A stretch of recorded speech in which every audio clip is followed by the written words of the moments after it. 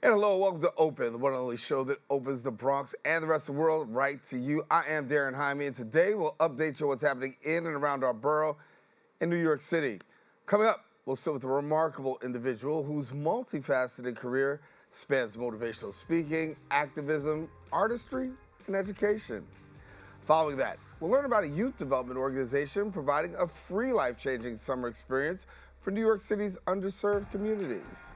And then a little later on in the show, we'll shine a spotlight on a community health event that's designed to promote wellness and physical fitness in the Bronx. And then we'll explore the impact of the MTA toll rebate program and its effect on Bronx citizens. We want you to stay tuned for more details a little bit about that later on in the show. And then with this being Black Maternal Health Week, we're going to discuss the concerning racial disparities in maternal health and the preventable nature of pregnancy-related deaths. So stay tuned because all this and much more is heading your way. Right now, we're officially open.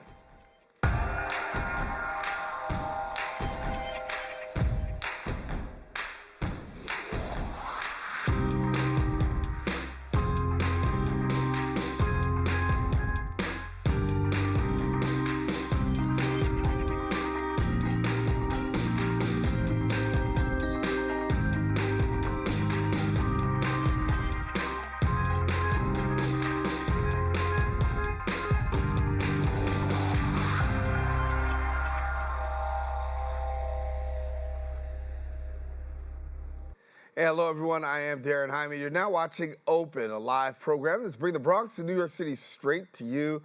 We also want to welcome our viewers to the Manhattan Neighborhood Network, as Open is being broadcast simultaneously on MNN's channels. You can stay connected to us on all of our social media platforms at BronxNet TV. Well, some things have been going on throughout the past week. We'll take you through it with our Bronx updates.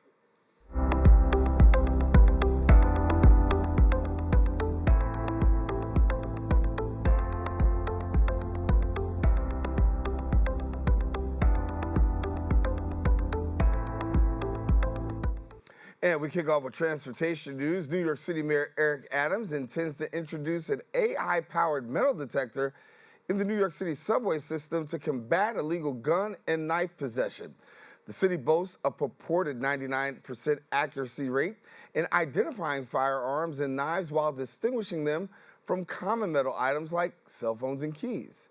The decision follows a string of notable crimes in the subway that include the recent shootings and incidents of violence. The NYPD has increased its presence in the subway with a notable rise in arrests and weapon seizures, contributing to a major decline in crimes during certain months.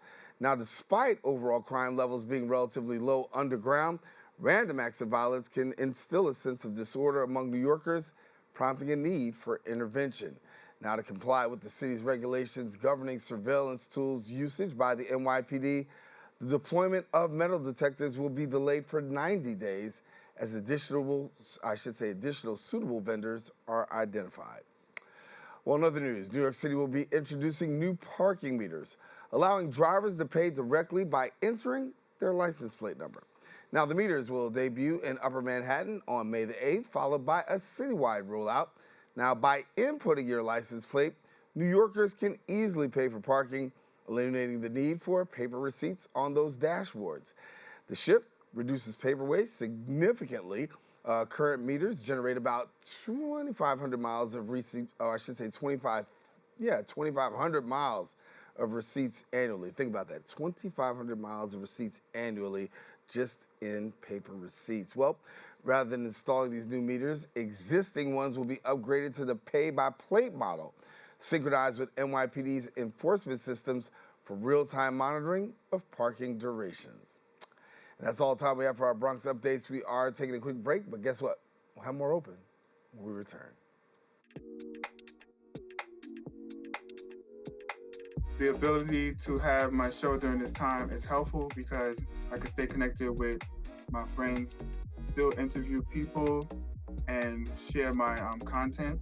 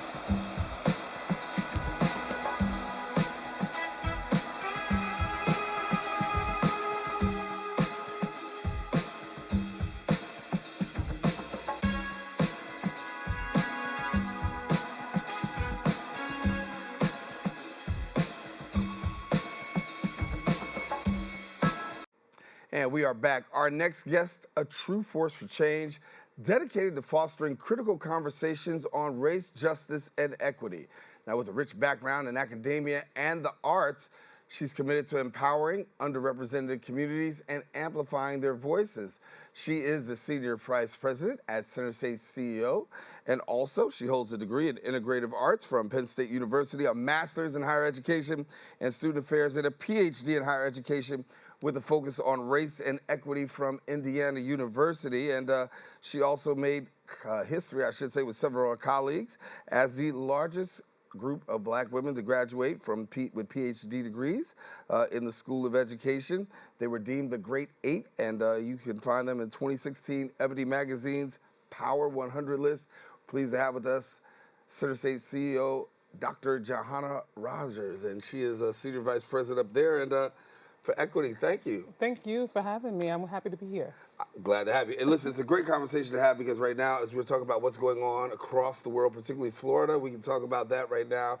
We know there's a removal of DEI, and we saw many educators, people who lost their jobs just in a moment, simply because of DEI. From your perspective, talk to me about the importance, and let me get first your reaction. I think God and everybody else for doing this work in the state of New York, number one. I feel like here we've made sure that some of the things that we know come out of diversity, equity, and inclusion initiatives are baked into some of the policies, ideas, just practices. My colleagues across the country, unfortunately, aren't as fortunate as I, right? Folks lost their job, as you said, in an overnight, right? And I think my reaction is anger. I'm upset, I'm mad, right? About that, and I'm working with folks across the country to ask, what do we do, right? Because this is impacting folks' livelihood, their career trajectories. I'm quite sure somewhere I might be on a list, right? And why aren't we marching in the streets? That's the question I keep asking myself, because not only is this impacting folks of color, but, you know, coming after women's rights, you know, everything I feel like in the maybe 20th century we worked to move forward, it's getting rolled back. And I'm upset about it, The importance of it, I mean, let's talk about it. As we said, the importance of DEI. Some people say, the critics say, we don't need it. Things are all right. Right. Your argument is what? My argument is, while I think there are, and I've begun to work with companies, some of the trainings we provide, the education we provide, many leaders are showing up to learn more. But I think the issue is that we have baked in racial ideologies, division, inequitable pay scales, and practices within every industry, educational opportunity, medical practice. Ideas about race are baked into how those industries are showing up, how they train individuals, right? And so it's not a conversation about human will and are there good people out there that want to do the right things. We need people to talk about how do we change the practices, the policies, the ways in which we go about admitting or caring for other people, right? The ideas around racism were baked into those, and we haven't thought more critically about how we can serve all people, right? And so DEI, while I think it's being targeted as something that's divisive, it's really about helping people think more broadly about how they can help serve, lead all different types of people. So would you agree with the perspective that says, listen, you know what, when it comes to DEI, it's really not about saying your company's racist or your institution is racist. It's really about cultural competence and improving that cultural competence across the workplace. Absolutely. And I think one of the things in working with clients or leaders that we have the fortune of working with oftentimes, it's not so much about them being intentionally focused on holding you back or me back because I'm a Black woman. It's like, okay, well, we didn't know that our hiring practices didn't account for different lived experiences, right? And the more we create spaces to talk about how poverty sets people apart, Latino, Black, Indian, Indian, Asian American, right? How it impacts these different populations, then we can't think about how do we recruit differently, right? How do we take into consideration the nuances of faith, race, and gender, right? And how that may impact birthing options for women or persons giving birth, right, across the country. If we don't get really comfortable about talking about those types of things, the intersectionality of people, then how do we come up with solutions, right? And so when we talk about eliminating DEI, what we're saying is, okay, well, we're not going to acknowledge that people live differently or show up differently in different workspaces, and we don't need to consider that anymore because what? Everybody already gets it? No, that's probably not true, right? If that was the case, we need kindergarten classrooms talking about what it's like to be of a different faith, right? And what that means and how that may impact lunch options for students. If we start doing that work then maybe we could talk about eliminating some of those things, but we don't have oftentimes those spaces that are pushing, the future of our country to think about all people in different ways. Dr. Juhanna Rogers is with us, Senior Vice President for Equity at CenterState, CEO. So when we look at what's working from your lens, right, when we talk about conversations about equity and work in the workspace, what's working? Right.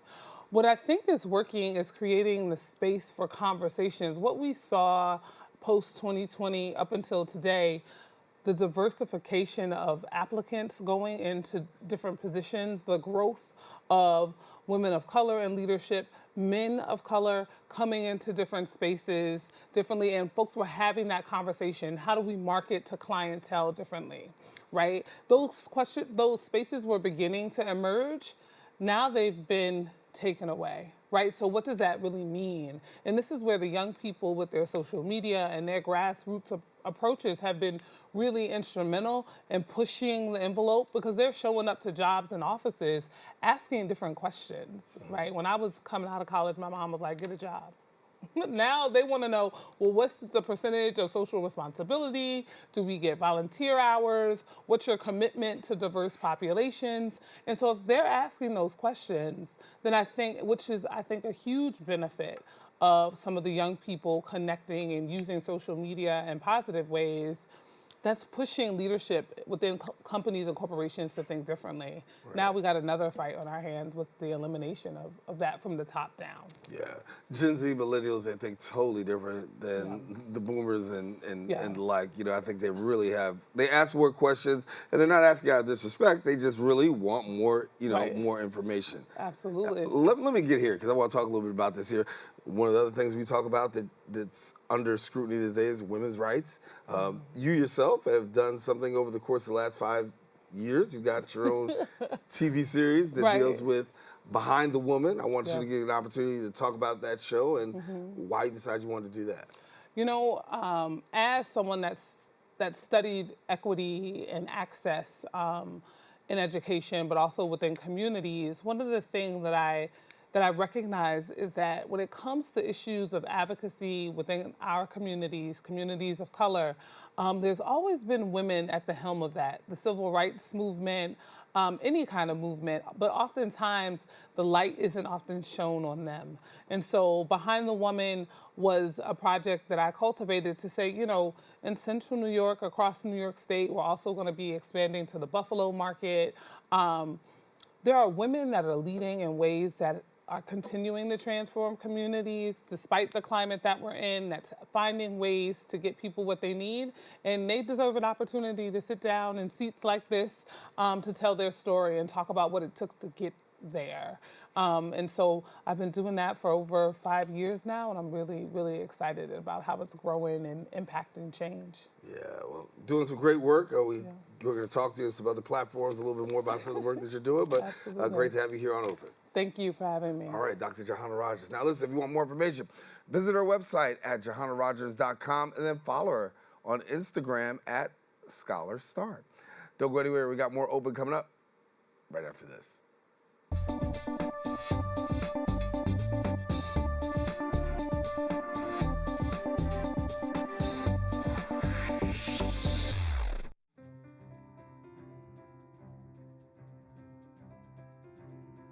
I remember when the Bronx did not really have a media outlet properly representing the people of the Bronx. BronxNet provides for the community by being a community where people can be empowered to share their voices. We are in a really great place technologically. We've got all the resources that we need to be effective. Whether it's through cameras, storytelling, editing, we have provided those services for 30 years. BronxNet's mission is to be a voice for the community. To educate, to inform, and to inspire. And you can be a part of it. We've built studios for you.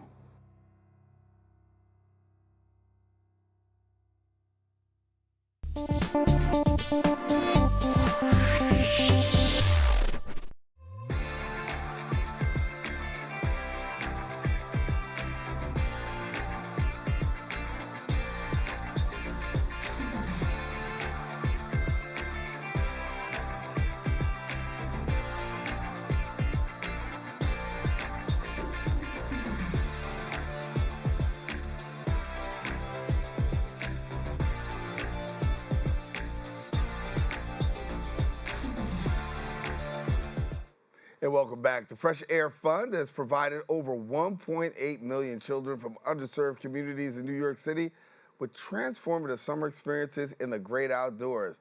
Now, Camp Junior, named in memory of Lisandro Jr. Guzman Feliz, who's a 15-year-old victim of gang violence, offers Bronx youth the opportunity to engage in some enriching activities.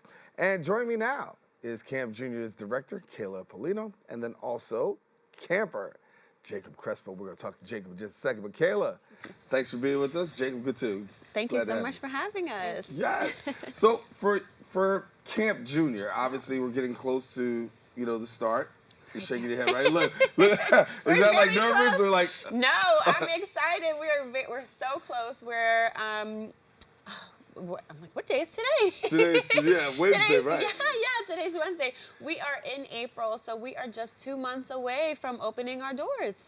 And so for yourself, obviously 2 months away from opening the doors, there is this great excitement. But for campers that have the opportunity to have this experience, how would you describe the experience for your young people? Yeah, well, first thing, I think we're just recently starting to get warm weather in the Bronx, right? And so everyone is so excited to go outside, and then they start to wonder, what am I going to do this summer? And so I really want to highlight the fact that we're still opening applications for campers to bring them into Camp Junior this summer, whether they're from the Bronx or from any borough, really. The Fresh Air Fund has applications open for participants.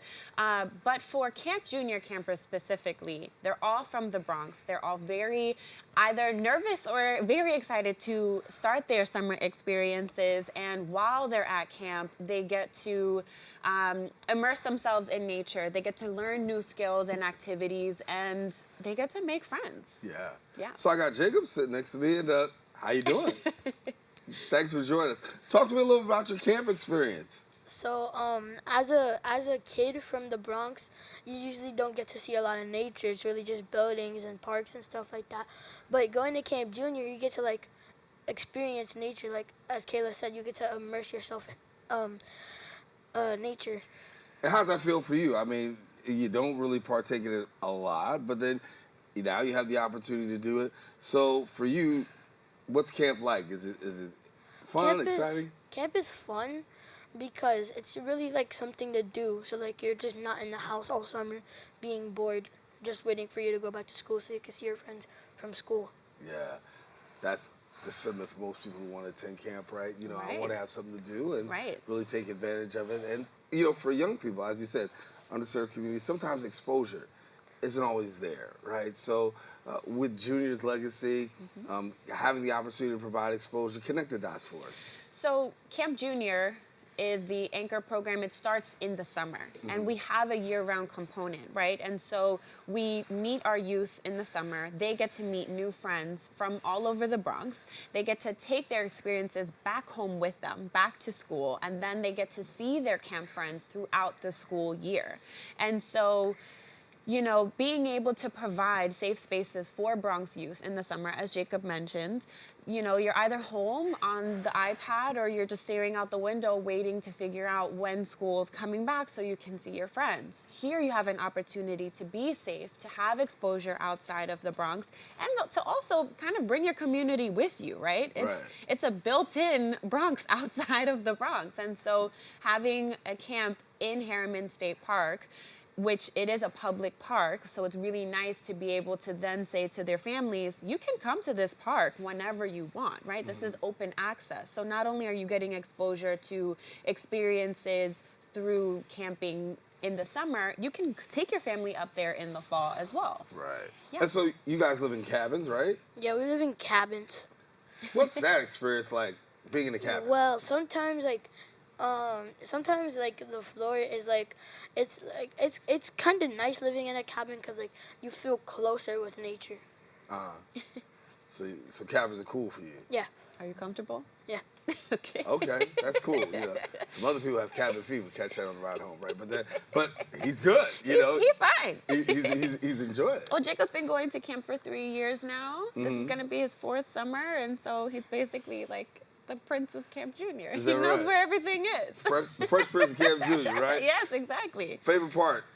My favorite part about camp is coming to see a bunch of kids and making new friends over the summer. Right. Now, do you have a favorite part where like nature is concerned, like where you go? You know. I like being able to like see nature because like sometimes it's just beautiful. We talked about your favorite activity. Also, there's a bunch of activities in camp, but personally, my favorite is swimming. Okay, all right, that's cool. He swims in a lake, so yeah, that's a big deal. Right. That's pretty huge. That's pretty huge. Yeah. Props there. All right. Tell me, students and young people want to participate. What's the criteria? What can they do? Yes. So for participants, to come to Camp Junior, you have to live in the Bronx and attend school in the Bronx. We take all youth ages 8 to 15. We're also still hiring staff. So if you are 18 plus and you are looking for a summer job, this is a perfect opportunity for you. We provide housing, food, transportation. And for our young people, it's a great opportunity to be in a safe space, like I mentioned, with trusted adults, with role models who may look like them or who may come from across the pond. We also hire international staff from the United Kingdom, from Mexico, from Poland and Scotland. So they're also getting this kind of cultural exchange throughout their summer experience. And so having applicants go to the Fresh Air the Fresh Air Fund website, which is freshair.org, and they go to our website, they sign up. It's a free program. And so why not? Right? Absolutely. I want to talk about Lissandro for a minute, Junior Guzman Feliz, who was 15 years old, lost his life tragically at the hands of gang violence, of course. And we, of course, in Bronx remember the story and continue to remember his legacy even today. But to see people like Jacob and the students and this, that, and third, his legacy comes alive. Yes. His legacy is alive through kids like Jacob, right? Through having Bronx youth come year after year in numbers, right? We are hoping to serve over 300 Bronx youth this summer in a safe community, in a place where they can be themselves. They don't have to necessarily have the responsibilities of being an older sibling or the younger sibling that can't necessarily go anywhere. Parents get the ease of knowing where their kids are, that they're safe and that, you know, they're having a good time. And for Junior's legacy, really, I mean, his family and his mother, they are at the center of that. And having his mother visit us at Camp Junior every summer, she says that it's a second home for her. And she feels like she can see her son's legacy in the kids that are there because they're having such a good time. And so for me, it's an honor every year. Right. It's right around the corner, huh? Can't wait. That's great. Well, we want to make sure that we get this information out so that way everybody can be a part. Kayla, thank you so much for being with us. Thank you. Jacob, congratulations. You did You gonna bring back a frog or something? Something. All right. Just bring it. A friendship bracelet, right? Yeah, there you go. Some kid brought back a beetle. He did. I don't know if his mom was happy about that. Yeah, I don't think I'll take the frog over the beetle. So if you get the frog, you bring it to me. If you got the beetle, you hold it to yourself. All right? Good deal. All right. Well, listen, if you want more information, please visit the website at freshair.org. Follow them on X and Facebook at Fresh Air Fun. Encouraging you, don't go anywhere. We got some great guests. Haven't we had great guests already? And we got some more coming up right after this.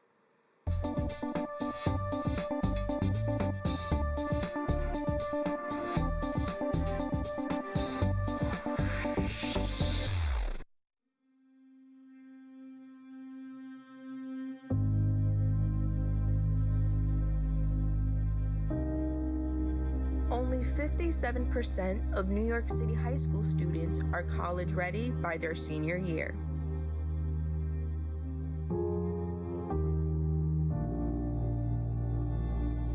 "55% of high school graduates either have no plans to attend college or are uncertain that they will ever attend.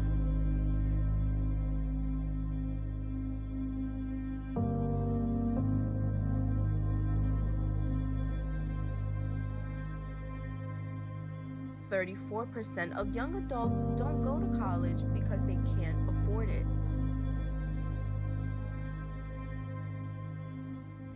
Discover what's possible. BronxNet's education programs, internships, and opportunities help engage and inspire Bronx youth and beyond to pursue their passions. Be a part of the BronxNet family. Whether you're interested in our shows, joining a class, or donating to support our mission, visit BronxNet.org to learn more. And welcome back. Bronx Community College is gearing up to host the 46th annual Run the Bronx, a much anticipated event bringing together communities for a day of fitness and health awareness. Now, with statistics indicating Bronx residents facing higher risk of obesity as well as diabetes due to compared to other areas, events like Run the Bronx really play a vital role in addressing some critical health issues. Here now, sharing more, we've got the coordinator of Run the Bronx and the director of alumni relations at Bronx Community College, Robert Whelan, and BCC alum and owner of the Bronx native. We've got, I'm gonna say this right, Amaurys Grullon. Almost there. I'm Amaurys Grullon. That was good. That was good. Thank you, buddy. Listen, I got a whole segment to improve it. All right, that's it. You got it. Robert, I want to tell you, every time I do this segment, it kind of like makes me feel old, you know, because I've been doing this for a minute, right? But the beauty is that every year that I get to talk about Run the Bronx, it seems as though things just continue to grow and grow and grow. They are growing. We were at our biggest numbers before the pandemic. Right. We were back. This is the third year back live that we are. And we're looking at the numbers to that stage again. So we're back at pre-pandemic numbers, so it's getting bigger and bigger every year. Right. It's growing.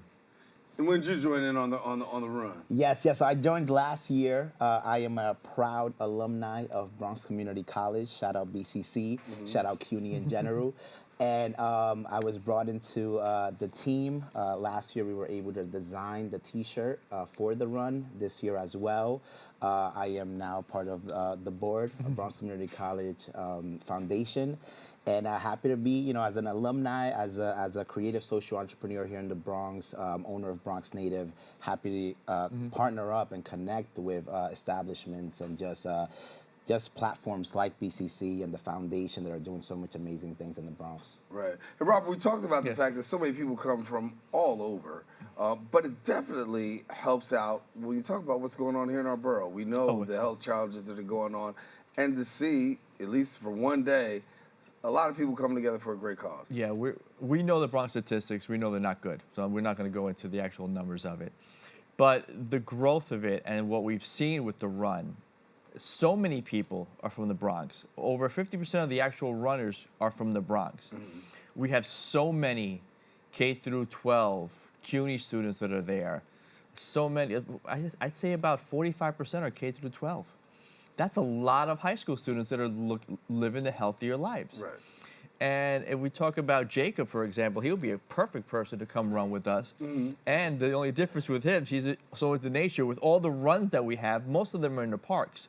When you look at marathons and you look at the New York Marathon, the Boston Marathon, those are on the streets. And our run is on the concourse. So it gives you more of the impression of an actual road race, which is wonderful. It's a beautiful feeling to see, like, people running across the concourse and to see that many people coming across the concourse at one time. And the evolution, as you said, So talk about last year's numbers and what you're looking for this year. We're looking somewhere between the 2,000. Okay. 2,000 range is probably going to be where we're going to be at, which is very high for us. It was what we were just before the pandemic hit. We were at the 2,000 range, so we're looking to be back at that range right now. Yeah. So for yourself, as you said, seeing you come on board, what about others? I mean, when you look at others and say, this is a great opportunity to come on board, but tell them why. Yes. I mean, the run in general, it's been going on for 46 years already, so it's kind of like this legacy project, this legacy thing that's been going on for a minute. And we got to get involved, you know what I mean? Health and wellness is something that we need here in the Bronx. We're number 62, unhealthiest county. And we're tackling that, right, through this run, through all these programmings and all these things that we're doing through BCC and the foundation.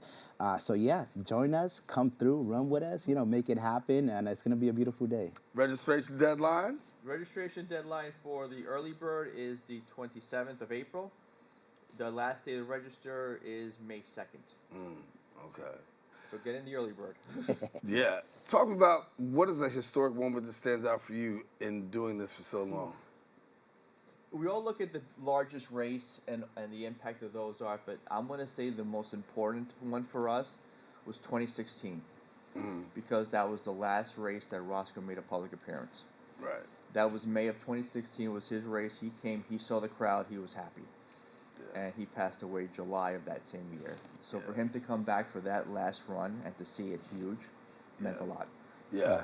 Roscoe Brown's a legend, and I wouldn't be sitting in this chair if it wasn't for him. So, as a matter of fact, he brought me over on one side of the news, and he told me, you need to stay here.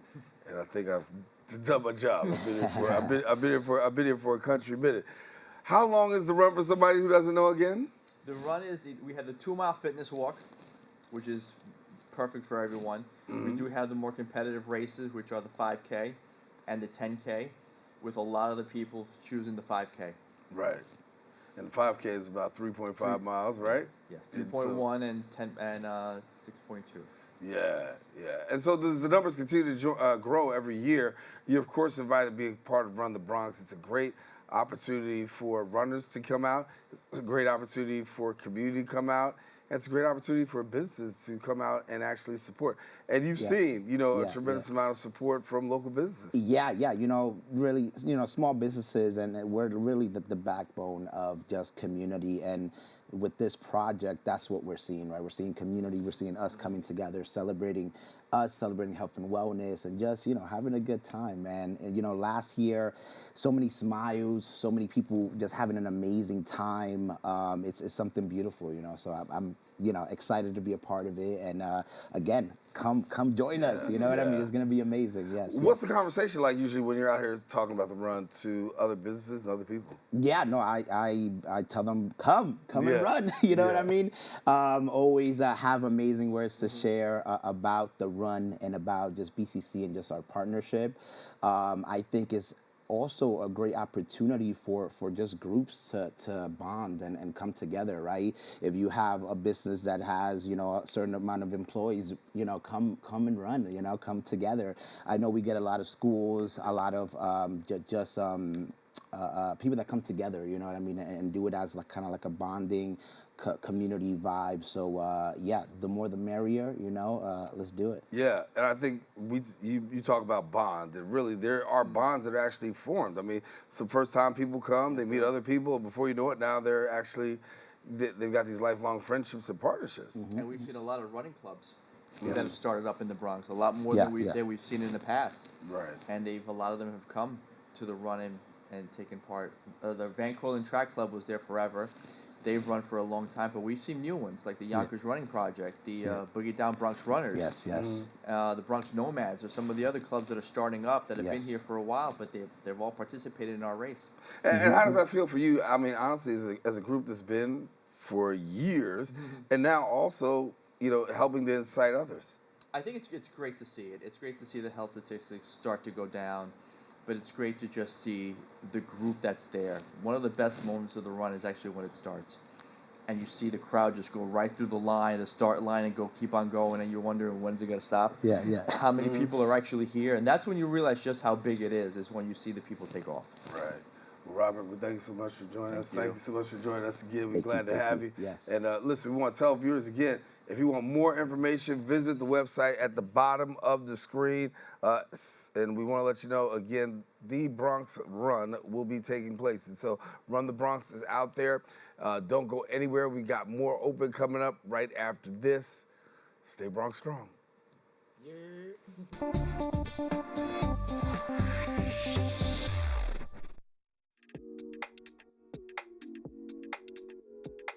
Hey everyone, it's your girl Kat from the Kitty Rose Lifestyle, also from The Next Chapter, where we discuss shades of gray every week right here at BronxNet, Saturdays at 11 p.m. Wow, 30 years. 30 years of BronxNet public access television. I'm a girl from Brooklyn and came to the Bronx 25 years ago, started my journey on BronxNet on public access television in 2016, and BronxNet is where I got my start. BronxNet, I feel like, is a home away from home. They support all of my endeavors, and I wouldn't have been able to be on any of the other channels if it wasn't for the fundamentals that I learned right here at my start here at BronxNet. So I am so appreciative. My son says I should stop telling people I'm from Brooklyn because I've been here now, Bronx strong, for 22 years. So I'm so grateful, and I wish you much success in 30 years, 30, 30, 30, 30, 30, 30, 30, 30 more, because public access is necessary so that people like myself can have a voice. Yes, BronxNet, it's your girl Kat from Kitty Rose. Check me out every Saturday at 11 p.m. right here, Channel 68, The Next Chapter, where we discuss shades of gray. Mwah. And we are back with the recent toll rebate program initiated by the MTA. Certain Bronx neighborhoods, including Riverdale, Woodlawn, Wakefield, and Eastchester, found themselves omitted from the list of eligible zip codes. Our next guest has been vocal about addressing this oversight, ensuring the Bronx residents are not excluded from the benefits of the toll rebate program. Joining me now is the New York City Assembly member of the 81st Assembly District, Jeffrey Dinowitz. And I must say again, it's great to see you after such a long time. It's great to be here. Yes, glad to have you. And, you know, having this conversation is important because there's so many people who are concerned about congestion pricing already, and then more particularly the neighborhoods that are being affected right now and being omitted off the list. So talk to us about where we are right now. They were actually never omitted. There was when the notice went out, the MTA made a mistake and they left out a few of the zip codes, ironically including 2 of the zip codes in my district. And why is that ironic? Because this was my program. About 5 years ago, when we were negotiating the budget, it occurred to me, all of a sudden a light lit up in my head, and I said, you know what, people in my district and the Bronx are sick and tired of having to pay a toll on that little teeny tiny bridge that goes over from Riverdale to Inwood. And so one of the things I said I would like to see in the budget is a program that would eliminate the toll there for Bronx residents. Most of the people who drive over the bridge are from Westchester or Connecticut, and honestly, I wasn't so concerned about them. But I said, why should people in the Bronx have to pay that toll?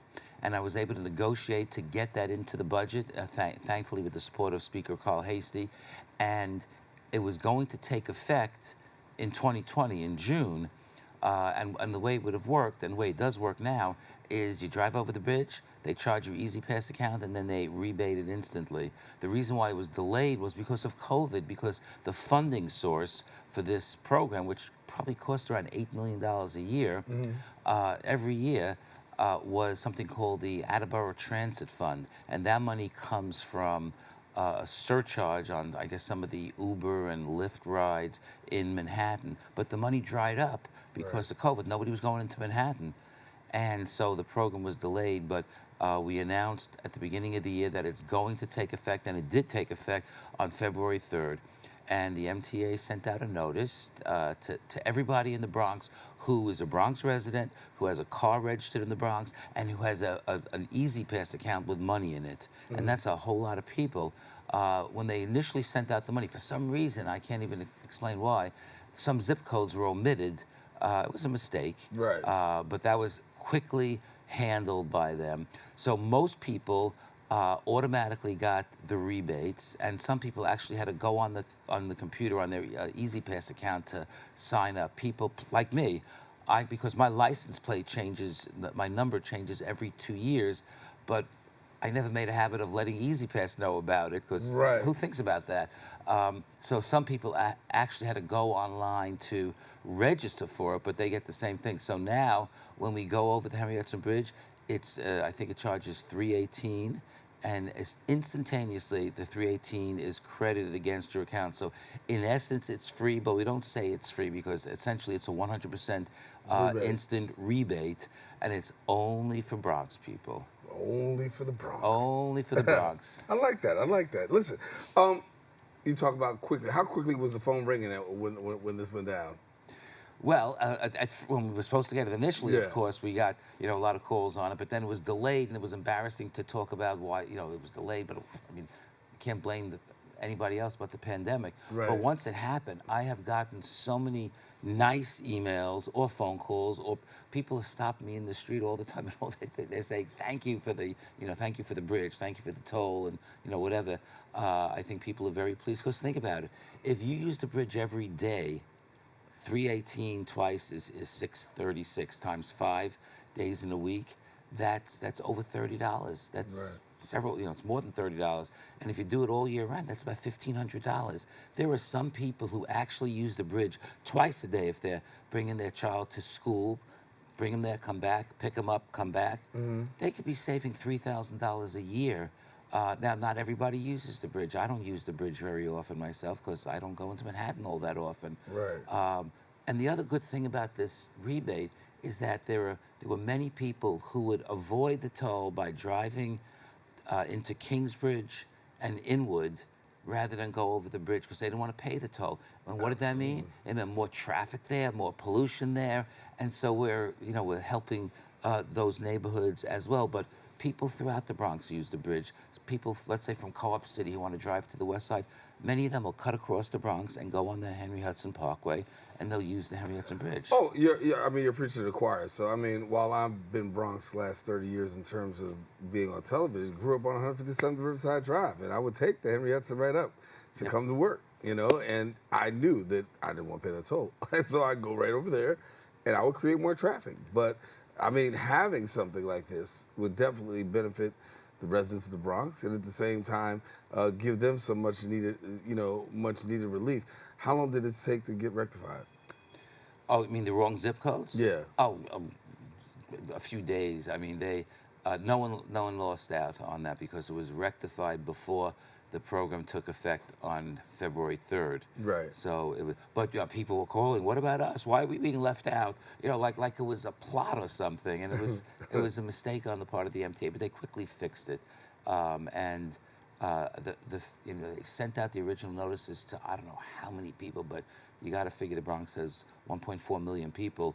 A few 100,000 of those people may have cars, so a lot of people got the notice, and the people who may use the bridge the most are probably concentrated in my district, but it's not just for my district. But if you, for example, lived on 157th Street still and you came up to the Bronx, you wouldn't benefit. Right, right. You weren't a Bronxite. I know, that's what happens when you're not a Bronxite. You Exactly. miss out, right? Exactly. I mean, so many other things. I feel the Bronx kind of gets the short end of the stick, but here's something where people can benefit, and this is money in people's pockets, especially at a time when so many people really need it. Right. What are you hearing on your end with regards to congestion pricing right there in New York City, and that toll? That's going to be a heavy toll. I mean, I was never a huge fan of congestion pricing, to say the least. I do like the fact that it's going to generate allegedly $1 billion a year for the MTA, and which is desperately needed.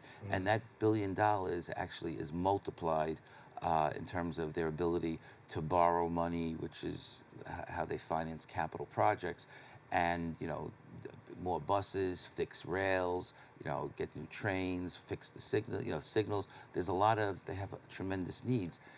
Do I think it's going to clear up traffic in Manhattan? Not really. Right. I hope so, but I don't believe that.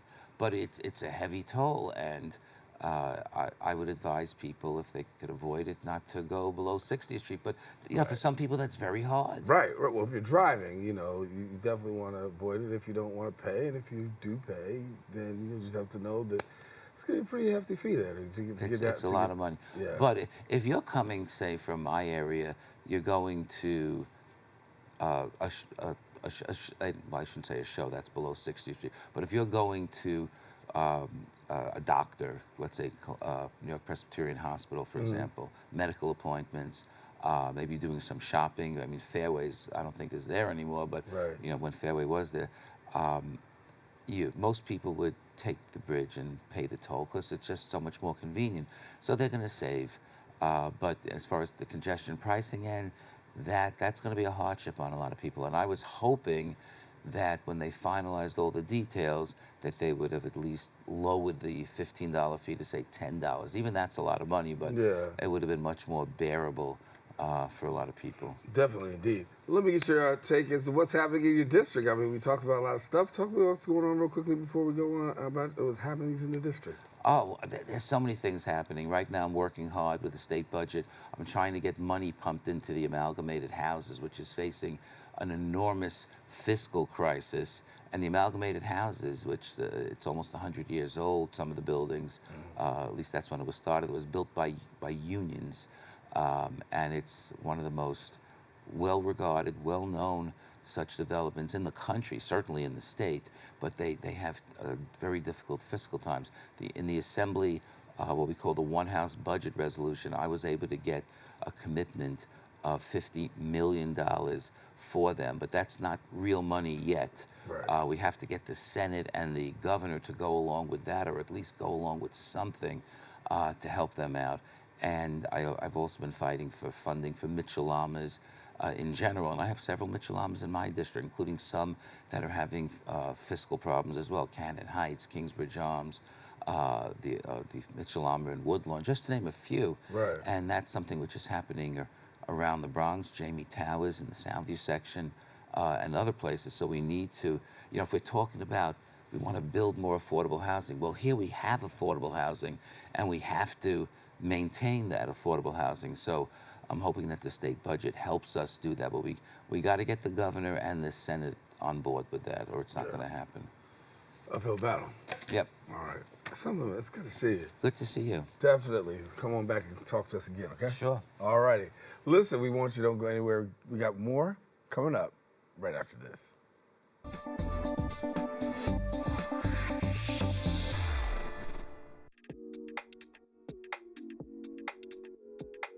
Hey everyone, it's your girl Kat from the Kitty Rose Lifestyle, also from The Next Chapter, where we discuss shades of gray every week right here at BronxNet, Saturdays at 11 p.m. Wow, 30 years. 30 years of BronxNet public access television.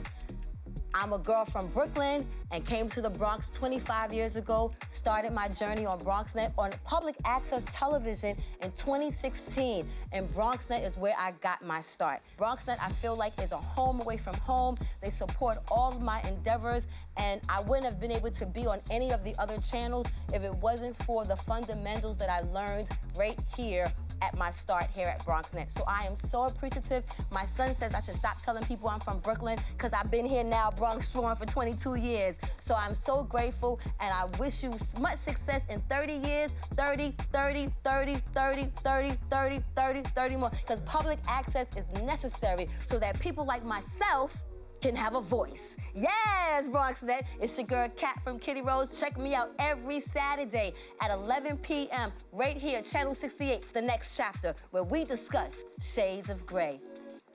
Mwah.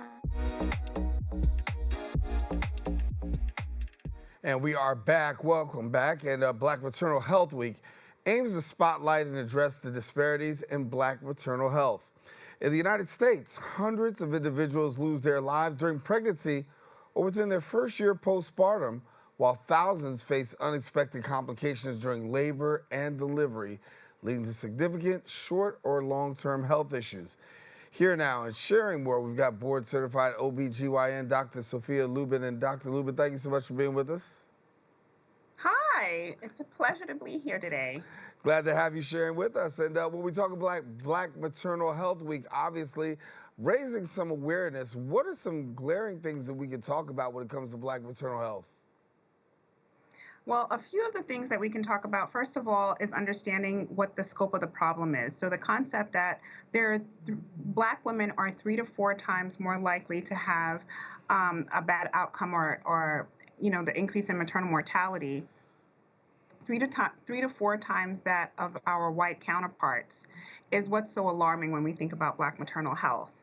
And when we think about things like increased C-section rates for Black women, which also increases the mortality rate, and really understanding that when we're talking about maternal mortality, or just Black maternal health, I should say, that we're thinking about it from the time that a woman gets pregnant, the entire pregnancy, and the delivery and postpartum period, which is up to a year after she delivers.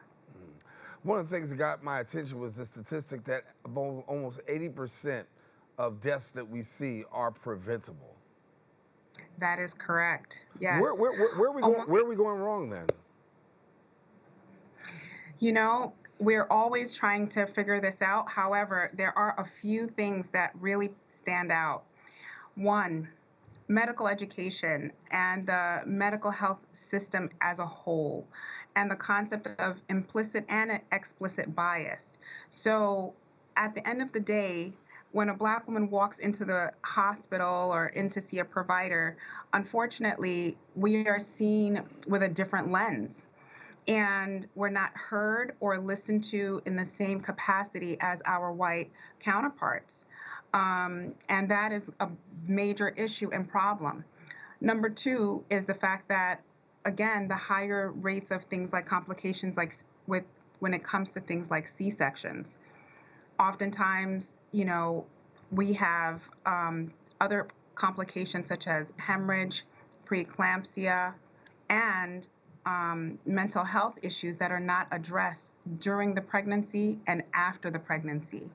And these are some of the things that can be addressed in order to prevent, increased in complications, bad outcomes, and even death.